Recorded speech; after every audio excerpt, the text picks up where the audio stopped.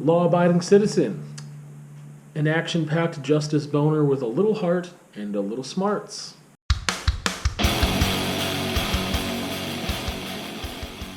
Okay, so Law-Abiding Citizen is an action/crime drama film.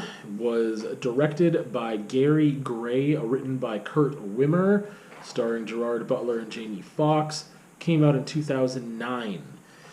It is fast, extreme, a little tropey, twisted, incomplete, and heartfelt in intention. I'll tell you now, there's going to be spoilers, but very few, and they'll be at the end, and I'll let you know before I say them. So the story is really about, I think, the story is about fate and about nature versus nurture and about the ability to change.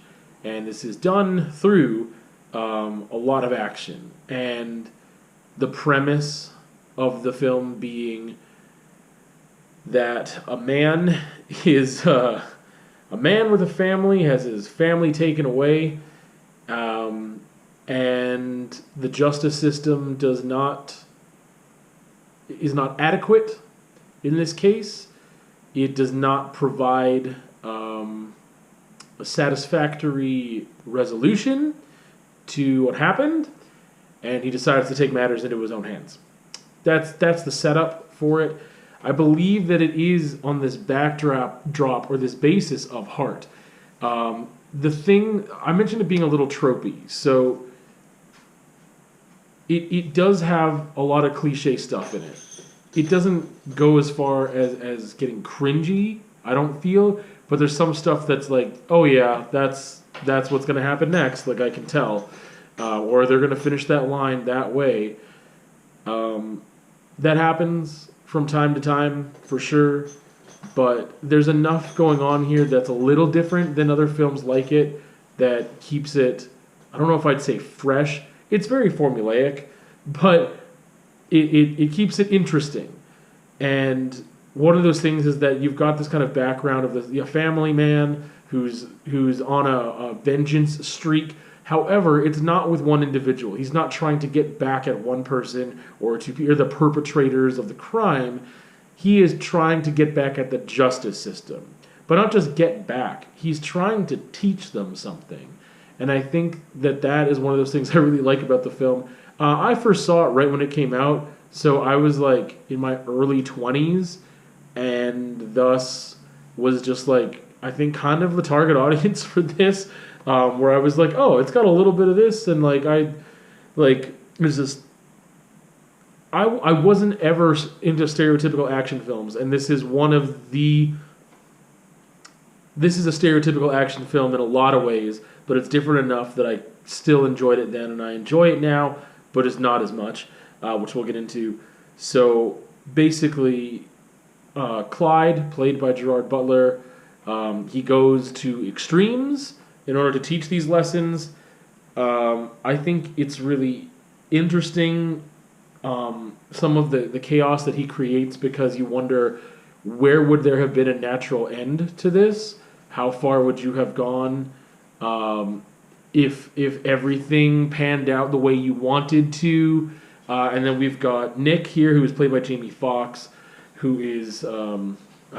Clyde is our family man, and Nick is our prosecutor for the case, and they have an intense relationship that they are tied together, and it's interesting too of just what they learn from each other, or what they don't learn from each other in some cases. But again, we've got this very stereotypical action film in a lot of ways, very formulaic, not the best.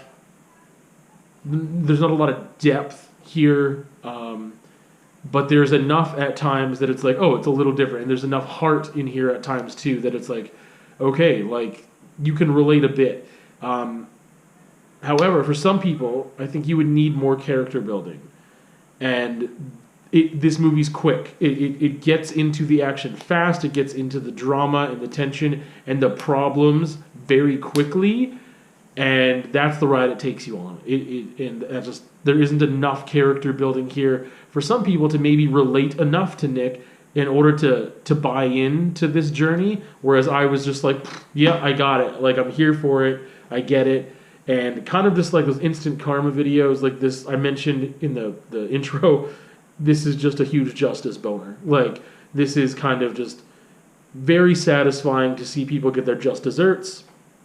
But then there's some twists and things flip on their head a little bit too. So it does keep you guessing from time to time, which is nice. Again, target audience, I would say people who just really like action films. If you're into something that's fast-paced, moving, you're not going to think too hard. There is that element of like karma and justice and all being right with the world. However, it's done from like kind of a vigilante perspective, but a very smart one. The Vigilante, not the movie. Like I said, the movie has some smarts, I believe, but it could have gone more into that for sure. There's a little bit of concept and thinking here, but really not a lot. But there's just enough there to make it different from some other stuff, I feel. So it's kind of like an action with heart, is how I would put it. Again, I felt like me being early 20s was like the target audience for that, late teens. I think that you'll be like, whoa, this is bananas, this is so cool. And then like 10 years later, I'm like, okay, like, yeah, I like it still, and it's cool. And I also knew kind of what to expect watching it a second time, like so many years later. But also, I was just like, okay, like it's not as cool as it was back then, because I've seen so many things since then. I don't relate to it in the same way, but I still related enough to it that I was able to enjoy it, for sure. I would say that it's just a really cool entertainment piece. For the most part, there is a little bit of thinking that can be had here, and that I like. There's a little bit of questioning things, morals for sure, and how much people can change, or why would they want to change or not change, and thinking about, again, nature and nurture, and about fate, and how those two things relate together. You can get more out of this film than just like explosions and violence and action-y things. So I think primarily it is that. It is just like taking you along for the ride. But if you're open to it, you can learn some things along the way, and there's some good fodder for some discussion too, or inner dialogue that you can kind of think about. I would say that it's on the middle of my shelf. Not something I would really rewatch often, and I would just kind of like, yeah, it's cool to pull out every once in a while, or show somebody if they're in the mood for something like that, which is what happened this time, because this is only the second time I've seen it in like 13 years. So, because I saw it in theaters when it came out in 2009, and I hadn't seen it again until now. So, getting into some spoilers. A very short section of spoilers, but here they are. I'm going to talk about the ending a little bit, because to me that's where a lot of these conceptual things kind of come up. So Nick, played by Jamie Foxx, our prosecutor here, he talks many times to Clyde, played by Gerard Butler. He talks to Clyde a bunch, and in a lot of these meetings he's, I'm not a murderer, like not a murderer like you. He's like, no, you're just the one who makes deals with murderers, and there's that whole thing, right? And we saw the family man versus the professional man who's too focused on his work in order to be with his family, whereas Clyde has made carved out a lane for himself where he can work for the government from his home. He can work for in essence the same body that Nick works for. It is the same like government or whatever in a way, and he's able to do it and stay there with his family and whatever. And he's very dedicated to his family, and Nick is not. And Clyde becomes a murderer. Probably was, he was in a way for a long time, and yet still able to maintain a healthy relationship with his family. And Nick has certain ideas about murderers, and he wants to put them away, and kind of, but kind of not. But he himself would never do that type of dirty work, but he also doesn't spend his time with his family. So we've got these two parallels between the characters and some similarities there as well. But what I really want to get to is the fact that Nick, he calls Clyde out on being like this murderer, and I'm not like you, and like, you're a horrible person. However, at the end, he gives Clyde an opportunity to not do what he's about to do. Clyde is going to do it anyway. He makes the call. Jamie leaves. In essence, Jamie murders Clyde. he had this whole thing about never being a murderer. I would never do that. I'm not a murderer. I'm not this and I'm not that. And he effectively does murder Clyde. Like, he didn't have to do that. He didn't have to put the briefcase there, right?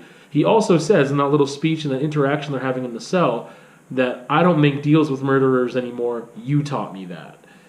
And at the end, we also see Nick with his wife at his daughter's recital. He's never been to one before. So, in that way, I don't know how much Clyde learned. I mean, he got bested. And I think that's where this whole thing... I mean, this thing comes up multiple times from... I don't remember the name of the perpetrator, or the main guy, Darby, I believe, who says, can't fight fate. Can't fight fate. And then that gets brought up. And to me, that also brings up this thing of nature and nurture with Clyde, who has had it in him all this time to kill people in a roundabout way, and make these little contraptions and be like a tinkerer and whatever. And he didn't really have too many qualms about it, it seemed. And that was part of his nature, maybe. And how much could he change? And it seems like he didn't. But Nick was able to make some changes in the end. I think there's this question for me of how far would Clyde have gone if he wasn't stopped? When would it have been done? Like, if he blew up City Hall while they had that meeting, would it have been done then? Because there was this kind of... they kind of alluded to me, it almost references Fight Club, of like resetting things back to zero, creating so much chaos. And in Fight Club, they spoiler alert for Fight Club, but I mean, like, part of what happens is that they're trying to blow up the credit card companies and all this, and then everyone's debt would get reset back to zero, and it would create total chaos. But there would be like financial freedom and possibly people not being slaves to their consumerism and capitalism in that aspect and stuff as much as they were. So that's the thing that's in there. And here we've kind of got him being like, hey, I'm just going to wreck everything, and we're going to have to start the justice system from the ground up. And he like wants to teach people this lesson. He's like, this is not how we do justice. The system is bunged up. Like, you should have tried, you should have done this or that. And there's several places along the way where he expresses how messed up the justice system currently is. So I don't know when he would have stopped if he wasn't put to a stop. And that's interesting too. But I definitely think that those themes are cool to ponder on, about the nature and nurture, and the question of change and how much someone can change as well. So anyway, I think that's all that I have to say about Law Abiding Citizen. It's a fun ride, and there are some cool conceptual things along the way if you're ready for them, if you're looking out for them, if you want to have those discussions or inner dialogue. Those things are there. They're just not incredibly strong, and the film is, I would say, it's fun. Like, I mean, it takes you for a ride. It is entertainment with a little bit of heart, a little bit of smarts.